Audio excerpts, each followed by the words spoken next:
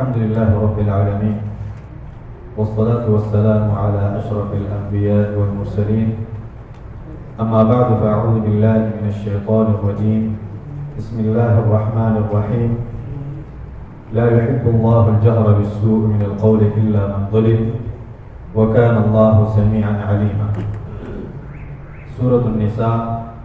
ہم سن رہے تھے اور اس کے بعد سورہ المائدہ کا بھی کچھ حصہ ہم نے سنا. سورۃ النساء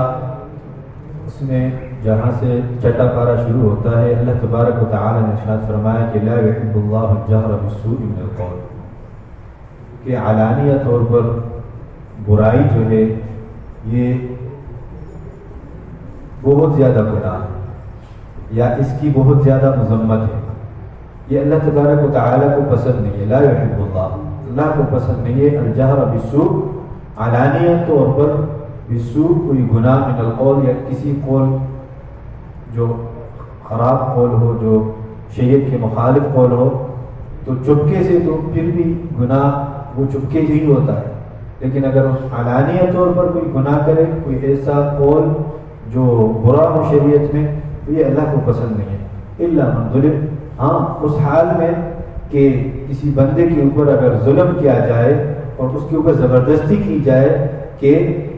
اب آپ اس طرح کہیں، کوئی غلط بات کرے، تو اگر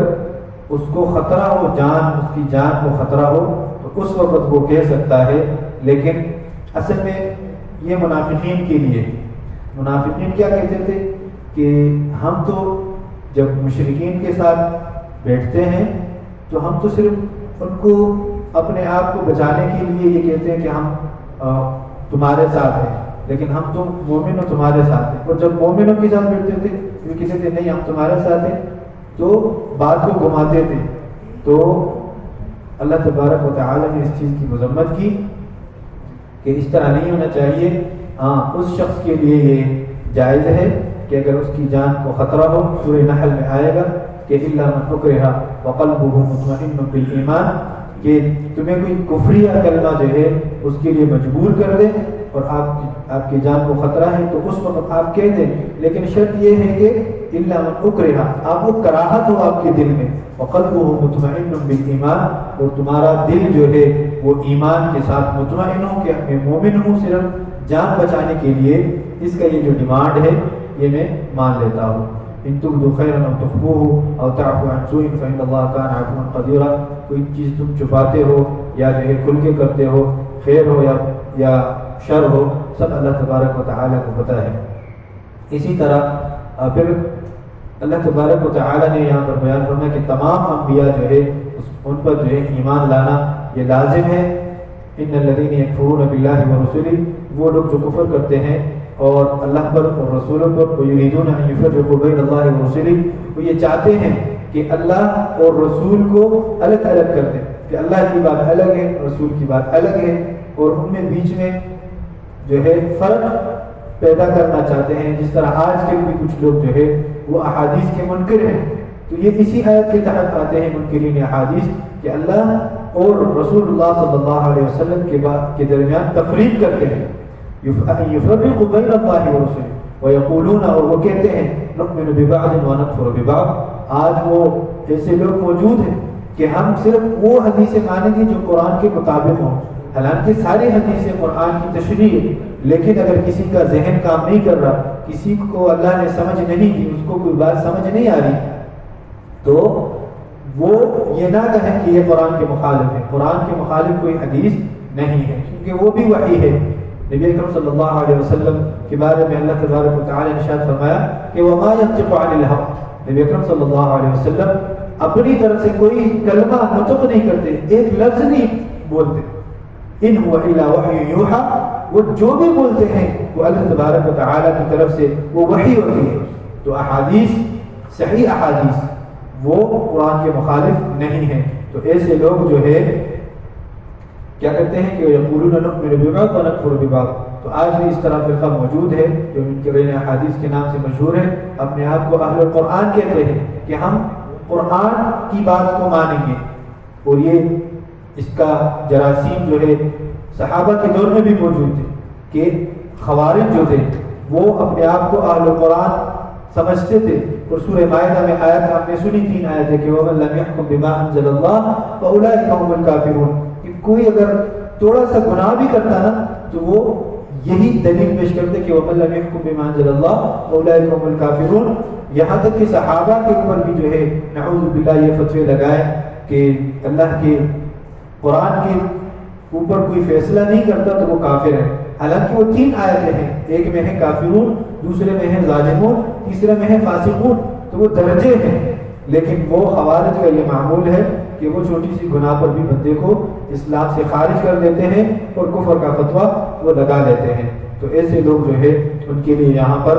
وہ تنبیہ ہے کہ اس طرح عقیدہ نہیں رکھنا چاہیے۔ وَيُرِيدُونَ أَن يَتَّخِذُوا بَيْنَ ذَلِكَ سَبِيلًا، اور اللہ اور رسول اللہ کے علاوہ یا اس کے مابین کوئی اپنے لیے راستہ بنانا چاہتے ہیں تو فرماتے ہیں کہ اولئک هم الکافرون حقا، حقیقت میں یہی لوگ کافر ہیں جو لوگ دوسروں کو کافر سمجھتے ہیں۔ وَأَعْتَدْنَا لِلْكَافِرِينَ عَذَابًا مُهِينًا، اور اللہ تبارک و تعالی نے ایسے کافروں کے لیے انتہائی ذلت والی جو ہے عذاب وہ بنائی ہے۔ اسی طرح اس کے اپوزٹ جو لوگ ہیں والذین آمنوا باللہ ورسلہ، جو ایمان لے کر آتے ہیں اللہ پر اور رسولوں پر، وَلَمْ يُفَرِّقُوا بَيْنَ أَحَدٍ مِّنْهُمْ، اور نبیوں کے درمیان جو ہے کوئی تفریق نہیں کرتے، اولئک سوف یؤتیہم اجورہم، اللہ تبارک و تعالی ان کو اجر عطا فرمائیں گے، وکان اللہ غفورا رحیما، اور اللہ تبارک و تعالی جو ہے وہ انتہائی غفور ہے، رحیم ہے، کریم ہے۔ پھر اللہ تبارک و تعالی نے بہت سارے انبیاء کا یہاں پر ذکر کیا اس صورت میں، اِنَّا أَوْحَيْنَا إِلَيْكَ كَمَا أَوْحَيْنَا إِلَىٰ نُوحٍ وَالنَّبِيِّينَ مِن بَعْدِهِ، کہ ہم نے اے رسول صلی اللہ علیہ وسلم تمہاری طرف بھی وحی کی جس طرح ہم نے نوح علیہ السلام کو وحی کی تھی، اور ابراہیم علیہ السلام کو، اسماعیل علیہ السلام کو، اسحاق، یعقوب، عیسیٰ، ایوب، یونس، ہارون، سلیمان، داؤد، تمام کو جو ہے اللہ تبارک و تعالی نے وحی کی تھی۔ اور ہونا کیا چاہیے کہ لئلا یکون للناس، یہ انبیاء کا مشن کیا تھا، رسلا مبشرین و منذرین، یہ وحی کیوں کی تھی؟ اس میں حکمت ہے کہ آپ یہ انبیاء جو ہے لوگوں کو ڈرانے والے بن جائیں، اور جو بات ماننے والے ہیں ان کو خوشخبری دینے والے جو ہے وہ بن جائے، ان کو خوشخبری دی جائے۔ لئلا یکون للناس علی اللہ حجۃ بعد الرسل، کہ کل کو کوئی حجت باقی نہ رہے، لوگ یا امت یہ گلہ شکوہ نہ کرے کل اللہ کے سامنے کہ ہمارے پاس تو کوئی نبی نہیں آیا تھا، ہمارے پاس تو کوئی ڈرانے والا نہیں آیا تھا، ہمیں تو جنت کا خوشخبری کوئی دینے والا نہیں آیا تھا، تو ہمیں پتہ ہی نہیں ہے، تو اس لیے ہم جو ہے ہمیں عذاب نہ دیا جائے۔ تو اللہ تبارک و تعالی نے اس حجت کو یا جو یہ شکوہ آنے والا تھا اس کو ختم کرنے کے لیے انبیاء بھیجے، اور ان کو یہی مشن دیا کہ رب کا جو ہے پیغام ہے وہ رب کے بندوں تک پہنچ جائے۔ پھر اہل کتاب کو اللہ تبارک و تعالی نے مخاطب فرمایا کہ غلو دین میں نہیں ہونی چاہیے، دین میں جو ہے بڑھ چڑھ کر جو ہے اپنی طرف سے باتیں نہیں ہونی چاہیے۔ یا اہل الکتاب لا تغلوا فی دینکم ولا تقولوا علی اللہ الا الحق، کہ اے اہل کتاب دین میں غلو نہیں کرے، ولا تقولوا علی اللہ الا الحق، لیکن اللہ کے بارے میں ایسی باتیں نہ کریں سوائے حق کے، جو حق ہے وہ بات کریں۔ یعنی رسول کو صلی اللہ علیہ وسلم کو اللہ کا درجہ نہ دیا جائے کہ ان سے جو ہے یا رسول اللہ ہمارا یہ وہ پورا کرے، ہماری یہ حاجت ہے وہ پورا کرے، تو نبی کو اللہ کا درجہ دینے والا یہ دین میں غلو ہے۔ نبی اکرم صلی اللہ علیہ وسلم نے حدیث میں فرمایا کہ مجھے بڑا چڑھا کر جو ہے پیش نہ کرے، کہ میرا جو اللہ تبارک و تعالی نے مرتبہ رکھا ہے، نبی صلی اللہ علیہ وسلم کا مرتبہ انتہائی اونچا ہے، وہ امام الانبیاء ہے، لیکن وہ ان کو اس سے بڑھ کر اللہ کا درجہ دینا یہ جو ہے دین میں غلو ہے۔ اسی طرح جو ائمہ ہیں، امام ابو حنیفہ، امام احمد بن حنبل، امام شافعی، امام مالک، ان کو رسولوں کا درجہ دینا یہ دین میں غلو ہے، کیونکہ لوگ کیا کہتے ہیں کہ نہیں جو فلاں امام نے کہا بس سامنے حدیث ہو، قرآن کی آیت ہو، کچھ بھی ہو، ہم تو اس امام کی مانیں گے، یہ دین میں غلو ہے۔ اللہ تبارک و تعالی نے منع کیا کہ ولا تقولوا علی اللہ الا الحق، حق بات ہونی چاہیے، چاہے وہ امام ابو حنیفہ کے پاس ہو، چاہے امام احمد بن حنبل کے پاس ہو، چاہے جو ہے امام شافعی کے پاس ہو، امام مالک کے پاس ہو، تو ائمہ کو رسولوں کا درجہ دینا یہ دین میں غلو ہے۔ اسی طرح جو ہے علماء کو جو ہے صحابہ کا درجہ دینا یہ جو ہے دین میں غلو ہے۔ اور اسی طرح جو ہے اس کا اپوزٹ بھی ہے کہ اللہ تبارک و تعالیٰ کا جو درجہ ہے، جو رب العالمین ہے، اس کو کم کر کے رسولوں تک لے آنا، یہ دین میں غلو ہے۔ اسی طرح رسول کا جو درجہ اللہ تبارک و تعالیٰ جو فضیلت اللہ نے بیان فرمائی ہے، اس کو کم کر کے اماموں کے برابر کرنا، یہ بھی دین میں غلو ہے۔ اور امام اور بڑے بڑے علماء کو جو ہے سرے سے ماننا ہی نہیں، یہ بھی دین میں غلو ہے۔ تو بات کیا ہونی چاہیے؟ جس طرح عیسائیوں کا تذکرہ چل رہا ہے، یہودیوں نے کیا کہا؟ نعوذ باللہ کہ عیسیٰ علیہ السلام ولد زنا ہے، نعوذ باللہ۔ تو انہوں نے یہ تفریق میں چلے گئے، اور عیسائی لوگ وہ افراد میں چلے گئے کہ نہیں، اللہ تبارک عیسیٰ علیہ السلام اللہ کا بیٹا ہے۔ لیکن جو صحیح عقیدہ ہے مسلمانوں کا، عبدہ و رسولہ، وہ اللہ کے بندے ہیں اور اللہ کے رسول ہے، یہ میانہ روی، یہ درمیانی عقیدہ، یہ حق عقیدہ ہے۔ اور اہل السنہ والجماعہ کا یہی مشن ہے، اور قرآن کا یہی جو ہے فرمان ہے اور یہی عقیدہ ہے کہ جس کا جو درجہ ہے وہ دیا جائے، اس میں کمی بیشی وہ نہ کی جائے۔ تو عیسیٰ علیہ السلام جو ہے وہ اللہ کے بندے ہیں، اللہ کے رسول ہیں۔ اللہ تبارک و تعالی نے کلمہ کن کے ذریعے جو ہے پیدا فرمایا،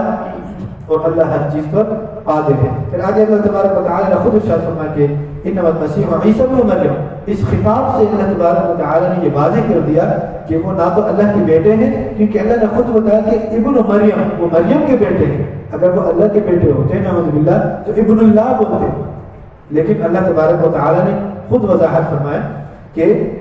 عیسی ابن مریم رسول اللہ ہے۔ پھر مزید آگے وضاحت کی وہ تو اللہ کے رسول ہے، نہ نعوذ باللہ جو یہود کہتے ہیں ولد زنا ہے، نہ وہ ہے، ان کی بات بھی غلط ہے، اور نہ نعوذ باللہ جو ابن اللہ سمجھتے ہیں عیسائی لوگ، وہ بھی غلط ہے، بلکہ رسول اللہ وکلمتہ القاها الی مریم وروح منہ، اللہ تبارک و تعالی کا کلمہ ہے جو مریم علیہ السلام کو اللہ نے عطا کیا۔ اور پھر عیسائیوں کی اور بھی رد ہے، پھر مزید فرما کہ ولا تقولوا ثلاثہ، یہ بھی نہ کہو کہ اللہ جو ہے تین ہے، عیسیٰ اور مریم علیہ السلام اور اللہ تبارک و تعالی۔ تو یہ بات بھی غلط ہے۔ انتہوا، رک جاؤ اس بات سے، خیر لکم، یہ تمہارے لیے بہتر ہے۔ انما اللہ الہ واحد، اللہ تو ایک ہے، اللہ کی ذات اکیلی ہے، سبحانہ، اللہ پاک ہے، جس طرح تم لوگ کہتے ہو ان یکون لہ ولد، کہ اللہ کا کوئی بیٹا ہو۔ اور سورہ مریم میں آئے گا کہ وقالوا اتخذ الرحمن ولدا لقد جئتم شيئا إدا تكاد السماوات يتفطرن منه وتنشق الأرض وتخر الجبال هدا۔ یہ ایسی خطرناک بات ہے کہ تکاد السماوات عن قریب ہے کہ آسمان پٹ پڑے، اور یہ زمین جو ہے یہ بھی جو ہے پٹ پڑے اور ریزہ ریزہ ہو جائے، وہ پہاڑ جو ہے وہ ریزہ ریزہ ہو کے وہ اڑ جائے۔ یہ اتنی خطرناک بات ہے۔ تو یہ بات جو ہے یہ عقیدہ یہ نہیں ہونا چاہیے۔ پھر اس کے بعد سورۃ المائدہ، اس کی بھی جو تلاوت ہم نے سنی، سورۃ المائدہ میں جو ہے زیادہ تر احکام شریعت ہے، جیسے حلال ہو گئے، حرام ہو گئے، یہ چیزیں جو ہے۔ تو پچھلے سورت اور اس سورت کا جو ہے آپس میں کیا ربط ہے؟ پہلی سورت میں جو ہے یہود کی جو ہے وہ گمراہی اور باطل عقیدے کا جو ہے رد اللہ تبارک و تعالی نے کیا، اور اب اس سورت میں سورہ مائدہ میں ان کی دوستی سے اللہ تبارک و تعالی منع فرما رہے ہیں کہ ان کی دوستی سے منع ہوگا۔ یا ایھا الذین آمنوا لا تتخذوا اليهود والنصارى اولیاء، یہود اور نصارہ کو اپنا دوست نہ بناؤ۔ اسی طرح جو دوسرا ربط ہے، کیونکہ سورہ نساء میں خطاب جو تھا وہ عام تھا کہ یا ایھا الناس، اے لوگوں، اس خطاب سے اللہ تبارک و تعالی نے سارے احکام بتا دیے، اور اب اس صورت میں جو ہے خطاب عام سے خاص ہو گیا کہ یا ایھا الذین آمنوا اوفوا بالعقود، کہ اے ایمان والو وہ ایفاء عہد کرو، وعدوں کو پورا کرو۔ تو اس صورت میں عام خطاب تھا اور اس میں خاص خطاب ہے۔ اسی طرح تیسرا جو ربط ہے، پچھلی صورتوں میں جو عبادات میں جو شرک تھا اس کے اوپر اللہ تبارک و تعالی نے رد کیا، اور اس صورت میں جو ہے اللہ تبارک و تعالی حلال اور حرام کردہ چیزوں کو مقرر کرنے میں شرک کرنا، یہ کسی کی جو ہے اتھارٹی اللہ نے کسی کو نہیں دی کہ کسی چیز کو کوئی حلال کر دے اور کسی چیز کو کوئی حرام کر دے، نہیں، یہ اتھارٹی اللہ کے پاس ہے، اور اللہ تبارک و تعالیٰ نے ساری چیزیں بنائی۔ الحلال بین والحرام بین، حلال بھی جو ہے وہ بھی اللہ نے واضح کر دیے، اور حرام جو ہے وہ بھی اللہ تبارک و تعالیٰ نے واضح کر دیے۔ تو اس صورت میں جو ہے اللہ تبارک و تعالیٰ نے حرام اور حلال کی مقرر کردہ اصولوں میں جو ہے شرک کرنا اس کی تردید کی ہے۔ اسی طرح جو ہے تقوی سے لے کر ایفاء عہد تک سفر ہے۔ پچھلی صورتوں میں یا ایھا الذین آمنوا اتقوا اللہ، تقوی کا جو ہے بار بار تذکرہ فرمایا، اور اب جو ہے ایفاء عہد کہ اوفوا بالعقود، کیونکہ تقوی کا نتیجہ یہ ہے کہ آپ وعدوں کو پورا کریں۔ اگر کوئی بندہ متقی اپنے آپ کو سمجھ رہا ہے تو اس کے لیے مزید آگے سوچنا ہوگا کہ کیا وہ وعدوں کو پورا کرتا ہے، کیا وہ اللہ کی حلال کردہ کو حلال سمجھتا ہے، اللہ کی حرام کردہ چیزوں کو حرام سمجھتا ہے۔ اگر سمجھتا ہے تو گویا کہ وہ تقوی دار ہے، اور اگر نہیں اس میں رد و بدل کرتا ہے یا اس میں سستی کرتا ہے تو گویا کہ اس کا تقوی اس لیول تک نہیں پہنچا جو لیول اللہ تبارک و تعالیٰ کو مطلوب ہے۔ اسی طرح پانچواں جو ربط ہے نصارہ کے عقیدے کی تردید جو ہے آخر میں، سورت کے آخر میں اللہ تبارک و تعالیٰ نے فرمایا، جس طرح پہلے میں نے ذکر کیا کہ اللہ تبارک و تعالیٰ نے خطاب کیا کہ یا عیسیٰ ابن مریم، کہ اے عیسیٰ ابن مریم، مریم کے بیٹے۔ تو عیسائیوں کے عقیدے کا خود بخود جو ہے یہاں پہ تردید ہو گیا، اور مریم علیہ السلام کی براءت کا ذکر ہے اس صورت میں۔ جس طرح یہود کا عقیدہ ہے غلط عقیدہ مریم علیہ السلام کے بارے میں، تو اللہ تبارک و تعالیٰ نے بھی اس کا بھی تذکرہ کیا کہ وہ امہ صدیقہ، ان کی والدہ جو ہے وہ صدیقہ ہے، وہ اس طرح نہیں ہے جس طرح تم سمجھتے ہو۔ تو اللہ تبارک و تعالیٰ نے ان کا بھی براءت کا اعلان کر دیا۔ اور اس کے بعد جو ہے قیامت کے دن جو ہے ان گواہیوں کا جو ذکر ہے،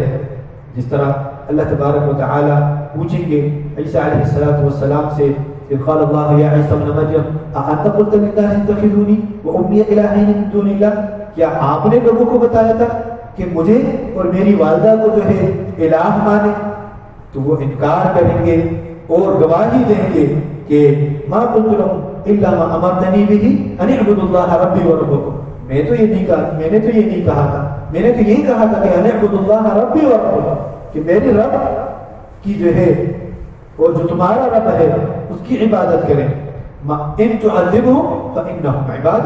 اب آپ کی مرضی ہے یا اللہ، اگر آپ عذاب دینا چاہتے ہیں تمہارے بندے ہیں، آپ کے پاس اختیار ہے، عذاب دیجیے۔ وَإِن تَغْفِرْ لَهُمْ فَإِنَّكَ أَنْتَ الْعَزِيزُ الْحَكِيمُ، اگر آپ بخش دیتے ہیں تو بھی آپ حکمت والے ہیں، لیکن شرک کے لیے جو ہے کوئی بخشش وہ نہیں ہے۔ تو یہ ان دونوں صورتوں کا جو ہے آپس میں ربط تھا۔ اب اس صورت کے شروع میں عہد و پیمان کی پابندی کا ذکر ہے کہ یا الذین آمنوا اوفوا بالعقود احلت لکم بہیمۃ الانعام، کہ اللہ تبارک و تعالی نے تمہارے لیے جو ہے جو چوپائے ہیں وہ حلال فرمائے ہیں، اور جو شکار ہے وہ بھی حلال ہے، لیکن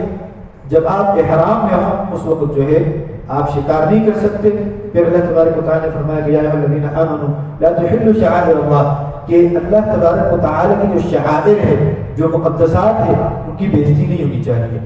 جو بھی بندہ شعائر کی بےزتی کرے گا اللہ تبارک و تعالی ان کو انتہائی سخت عذاب دیں گے۔ ان اللہ شدید العقاب،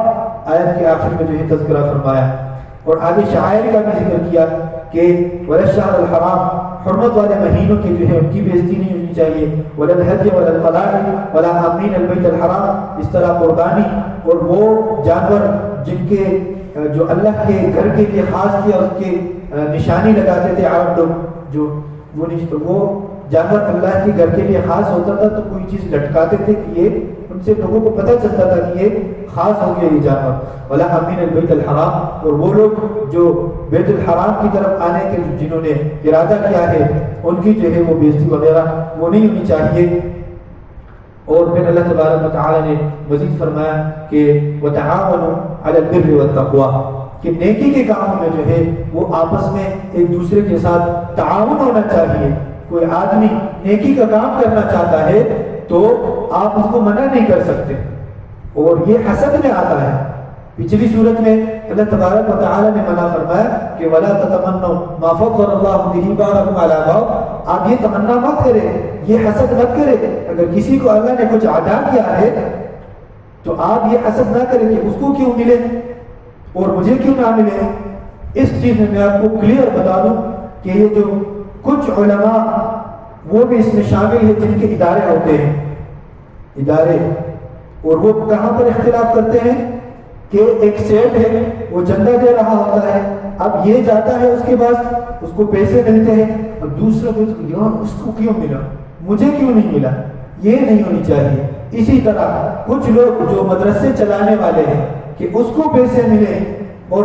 ہمیں نہ ملے، یا ہمیں سارے ملے دوسرے کو نہ ملے، اس کی اللہ تبارک و تعالی نے ترتیب کی ہے۔ خیر کے کاموں میں جو ہے ایک دوسرے کے ساتھ تعاون کرو، وتعاونوا علی البر والتقوی ولا تعاونوا علی الاثم والعدوان۔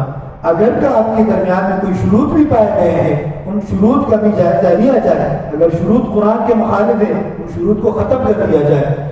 نبی اکرم صلی اللہ علیہ وسلم نے ارشاد فرمایا کہ المسلمون علی شروطہم وعہودہم، مسلمان شروط اور عہدوں کی پابندی کریں گے لیکن ان شروط کی کوئی پابندی نہیں جو قرآن کی آیت کے خلاف ہے، تو وہ ختم کر دیے جائیں۔ اور کیونکہ واتقوا اللہ کا بھی ذکر ہے اس میں، اللہ سے ڈرو اور تعاون کرو۔ کیوں؟ کیونکہ کبھی کبھار بندہ جو ہے نیک کام کرنا چاہتا ہے لیکن لوگوں نے اس کے لیے ماحول ایسے بنا رکھا ہوا ہوتا ہے کہ اس وجہ سے وہ نہیں کر سکتا۔ اس لیے اللہ تبارک و تعالی نے کلیئر بتایا کہ نہیں، تمہاری وجہ سے لوگ نیک کام نہیں کر سکتے، آپ اس چیز کو ختم کریں بلکہ آپ تعاون کریں تاکہ آپ اور وہ دونوں کا جو مشن ایک ہے وہ خیر کے کاموں میں وہ آگے بڑھے۔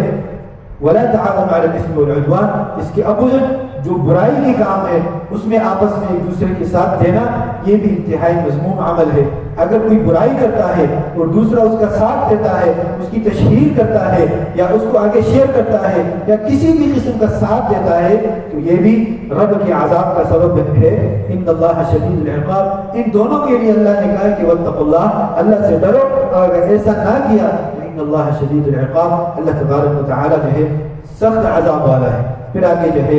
حرام کردہ چیزیں جو ہے اللہ تبارک و تعالی نے فرمایا کہ حرمت علیکم المیتہ، اللہ تبارک و تعالی نے تمہارے اوپر جو ہے مردہ جانور جو ہے وہ حرام کیا، والدم، اور خون، ولحم الخنزیر، خنزیر کا خون، اسی طرح وما اہل به لغیر اللہ بھی، جو کسی اللہ کے علاوہ کسی غیر اللہ کا نام کا ذبح ہوا جانور ہو وہ بھی حرام ہے۔ اسی طرح جو گلے گھٹنے سے جو ہے کوئی جانور جو ہے وہ مر جائے وہ بھی حرام ہے۔ اسی طرح جو ہے کوئی جانور اوپر سے گر جائے اور مر جائے، اسی طرح کسی دوسرے جانور نے سینگ مارا اور مر جائے، یہ سارے جو ہے حرام ہے۔ اور جو بتوں کے نام پر جو تم نے خاص کی ہیں جانور وہ بھی حرام ہے۔ بہت ساری جو ہے حرام کردہ چیزیں اللہ تبارک و تعالی نے ارشاد فرمائی، اور پھر ان میں بتایا کہ الیوم اکملت لکم دینکم واتممت علیکم نعمتی، کہ آج اللہ تبارک و تعالی نے دین کو مکمل کیا اور اپنی نعمت کو پورا فرمایا، اور رضیت لکم الاسلام دینا، اور اللہ تبارک و تعالی نے جو ہے اسلام کو بطور دین پسند فرمایا کہ اب جو دین چلے گا وہ اسلام کا دین چلے گا، اس کے علاوہ کوئی جو ہے وہ دین وہ نہیں چلے گا۔ اسی طرح عدل اور انصاف کا تقاضا یہ ہے، اللہ تبارک و تعالی نے ارشاد فرمایا کہ یا ایھا الذین آمنوا کونوا قوامین للہ شہداء بالقسط، کہ ہر فیصلے میں جو ہے عدل اور انصاف سے کام لیا جائے، ایسا نہ ہو ولا یجرمنکم شنآن قوم علی الا تعدلوا اعدلوا هو اقرب للتقوی، کہ دشمنی بھی جو ہے وہ انصاف میں رکاوٹ نہ آئے، کہ اگر آپ کے پاس کوئی فیصلہ آئے اور سامنے والا ان دونوں میں سے ایک آپ کا دشمن ہے، حالانکہ وہ حق پر ہے لیکن تمہاری دشمنی ہے اس کے ساتھ، تم اس کے خلاف فیصلہ دیتے ہو، نہیں، یہ ایمان کا تقاضا نہیں ہے، یہ مومن کی صفت نہیں ہے۔ دشمنی بھی جو ہے وہ عدل کے بیچ میں جو ہے وہ رکاوٹ نہ بنے، اعدلوا، عدل اور انصاف سے کام لینا چاہیے، وہ اقرب للتقوی، یہ تقوی کی زیادہ قریب ہے۔ تو یہ اللہ تبارک و تعالی جو ہے بار بار جو ہے ہماری تربیت کرتے ہیں اور مختلف جو ہے واقعات وہ بیان فرماتے ہیں۔ اسی طرح مختصر کرتے ہوئے آگے چلتے ہیں، حابیل اور قابیل کا قصہ ہے اس صورت میں کہ حابیل یا قابیل دونوں نے اللہ تبارک و تعالی کے حضور کوئی صدقہ پیش کیا اور ان میں سے جو ہے ایک کا اللہ تبارک و تعالی نے قربا قربانا، جو دونوں نے قربانی پیش کی، فتقبل من احدہما، ان دونوں میں سے ایک کا قبول ہوا، ولم يتقبل من الاخر، یہ دیکھو وہ بھی حسد جو پہلے میں نے بتایا، اور یہ بھی حسد۔ حسد اتنا خطرناک ہے، اتنی خطرناک بیماری ہے کہ بندہ جو ہے نہ سمجھتے ہوئے بھی بہت کچھ کر لیتا ہے، دین کے حدود کو پامال کر لیتا ہے۔ حسد میں آ گیا کہ میرے بھائی کا کیوں قبول ہوا اور میرا قبول نہیں ہوا، تو انہوں نے تہیہ کر لیا کہ میں جو ہے اب اس بھائی کا قتل کروں گا، اور اس نے وہی کیا، دوسرے کو قتل کر کے دوسرے بھائی نے کہا کہ انی اخاف اللہ رب العالمین، میں تو اللہ سے ڈرنے والا ہوں، اور انہوں نے نصیحت بھی کی لیکن نہیں مانا۔ فطوعت له نفسه قتل اخیہ فقتله فاصبح من الخاسرین، پھر انہوں نے جب قتل کر لیا تو پھر بعد میں ان کو پتہ چلا وہ خسارے پانے والوں میں سے بنا، پھر اپنے بھائی کی جسد خاکی کو لے کر گھوم رہا ہے کہ اب اس کے ساتھ کیا کروں، تو اللہ تبارک و تعالی نے دو کبوں کو بھیجا، فبعث اللہ غرابا یبحث فی الارض لیریہ کیف یواری سوءۃ اخیہ، جس طرح اس نے اپنے بھائی کو قتل کیا تھا اسی طرح دونوں کبوں نے لڑائی کی، ایک کوے کو قتل کر کے جو ہے پھر جو ہے اس نے زمین کھودی اور اس کو دفن کر دیا، اور ٹھکانہ مقصود تھا کہ اب جو جسد خاکی ہے وہ زمین میں دفن ہوگی، اور فاصبح من النادمین، اور پھر اس نے جو ہے اپنی عجز اور ندامت کا جو ہے وہ اظہار کیا کہ اعجزت ان اکون مثل هذا الغراب، اس کوے سے بھی میں زیادہ وہ ہو گیا کہ مجھے ان کو طریقہ آتا ہے اور مجھے نہیں آتا، میں کوے سے بھی زیادہ ذلیل ہو گیا۔ فاصبح من النادمین، اور پھر وہ نادموں سے جو ہے بنا۔ اور پھر اللہ تبارک و تعالی نے آگے ذکر کیا کہ من قتل نفسا بغیر نفس فکأنما قتل الناس جميعا، کہ اگر کسی نے ایک نفس کا قتل کیا تو گویا کہ اس نے پوری انسانیت کا قتل کیا۔ اور آگے پھر جو ہے چور کا بھی سزا ہے، اور فساد فی الارض، جو لوگ فساد کرتے ہیں ان کا بھی اللہ تبارک و تعالی نے سزا بیان فرمایا کہ یقتلوا، کہ ان کو قتل کیا جائے، اور یصلبوا، یا ان کو پھانسی دی جائے، اور تقطع ایدیہم وارجلہم من خلاف، اور ان کے ہاتھ پاؤں جو ہے اپوزٹ کاٹے جائے، یعنی دایاں ہاتھ بایاں ٹانگ یا دایاں ٹانگ بایاں ہاتھ، اس طرح اپوزٹ میں جو ہے وہ کاٹا جائے تاکہ فتنہ ختم ہو جائے۔ اور اللہ تبارک و تعالی جو ہے وہ غفور الرحیم ہے۔ اور سارق کا چور کا بھی جو ہے برحد بتایا کہ سارق چور ہو یا چورنی ہو، دونوں کا جو ہے وہ ہاتھ کاٹا جائے گا، اس لیے کہ انہوں نے کام ہی ایسا کیا ہے۔ واللہ عزیز الحکیم، اللہ تبارک و تعالی جو ہے وہ غالب اور حکمت والے ہیں۔ یہ تمام جو سزائیں ہیں اس میں اللہ تبارک و تعالی کا جو ہے حکمت ہے، جس طرح قصاص کا حکمت بتایا کہ فی حیات، اس میں زندگی ہے۔ تو ایک بندہ کہہ سکتا ہے کہ اب ایک قاتل کو شریعت نے قتل کر دیا، وہ تو مر گیا، زندگی کیسے ہوگی؟ اس کو دیکھتے ہوئے ہزاروں لوگوں کی زندگیاں بچ گئی۔ اگر یہ قانون نافذ ہو جائے کہ آج ایک قاتل کو وہ سزا دی جائے، قصاصاً اس کو قتل کر دیا جائے، کل کو دوسرا بندہ 100 دفعہ سوچے گا قتل کرنے سے پہلے کہ میں اگر کروں گا تو میرا بھی وہی حال ہوگا، تو زندگی سب لوگوں کی جو ہے وہ بچ جائے گی۔ اللہ تبارک و تعالیٰ سے دعا کرتے ہیں کہ اللہ تعالیٰ جو سنا اس پر عمل کرنے کی توفیق عطا فرمائے۔ وآخر دعوانا الحمد للہ رب العالمین۔ السلام علیکم ورحمۃ اللہ وبرکاتہ۔